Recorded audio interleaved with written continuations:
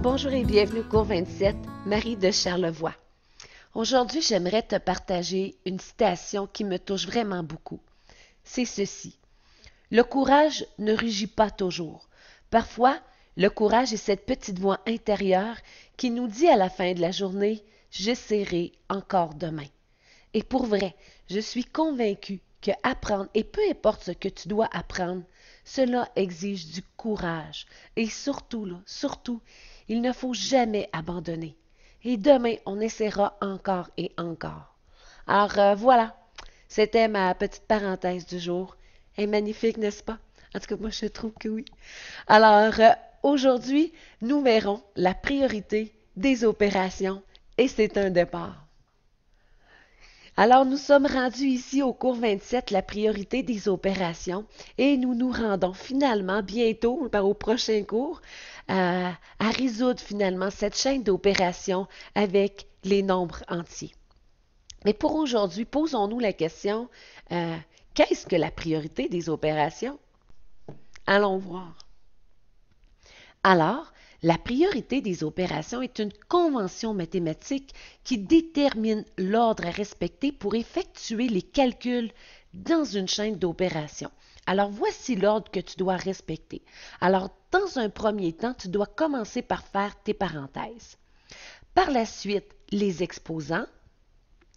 Par la suite, les multiplications et les divisions dans l'ordre où elles apparaissent, c'est-à-dire de la gauche vers la droite. Et finalement, les additions et les soustractions, encore une fois, dans l'ordre où elles apparaissent, de la gauche vers la droite. Alors évidemment, ça sera plus facile dans une vraie chaîne d'opérations. Allons voir. Mais avant, je veux te montrer un petit quelque chose. Alors, voici un petit truc pour te rappeler de l'ordre des opérations. Alors, il faut faire nos parenthèses, exposant, multiplication ou division, addition ou soustraction.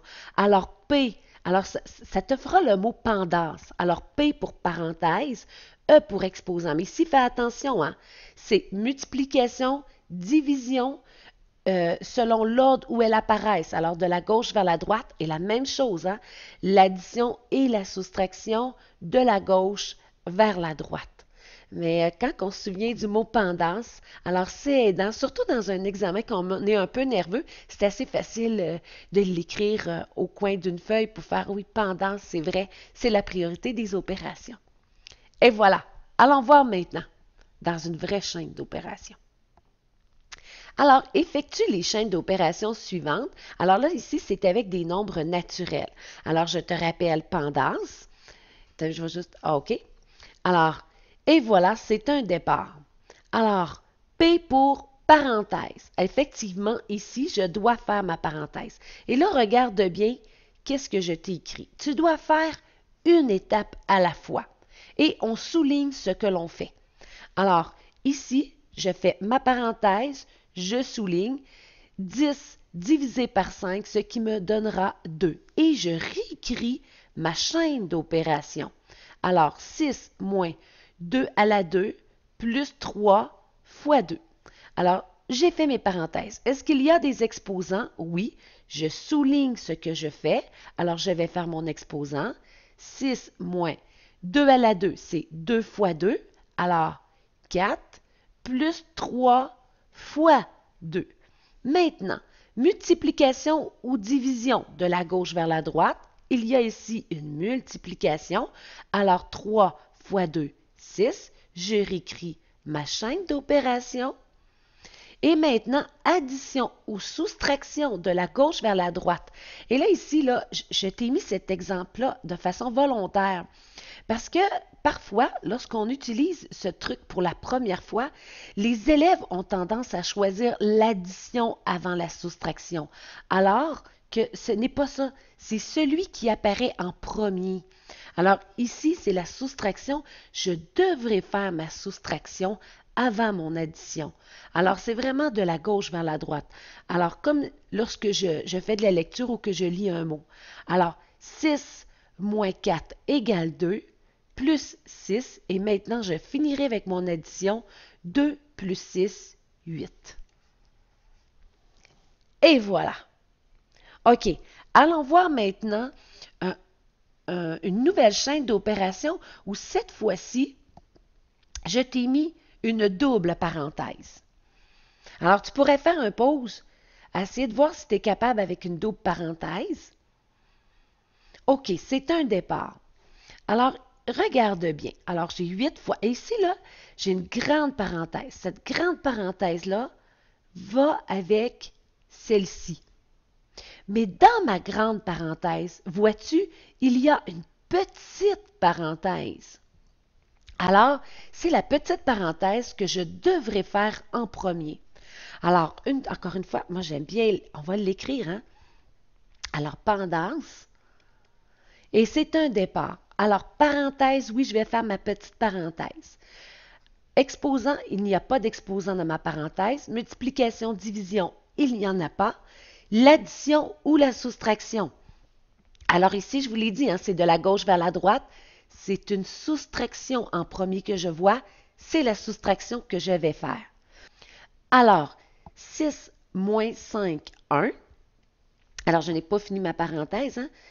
Et je fais une étape à la fois. Je souligne ce que je fais et je réécris ma chaîne d'opération. Et je vais refermer ma grande parenthèse ici. Je continue avec ma petite parenthèse. 1 plus 7, 8. Et voilà, je réécris 8 fois. Parenthèse, 4 à la 2, divisé. Et là, je peux fermer, j'ai fini ma petite parenthèse. Là, maintenant, je suis rendue à ma grande parenthèse. Et là, vois-tu, je dois faire mon exposant avant. Alors, 4 à la 2, c'est 4 fois 4, 16.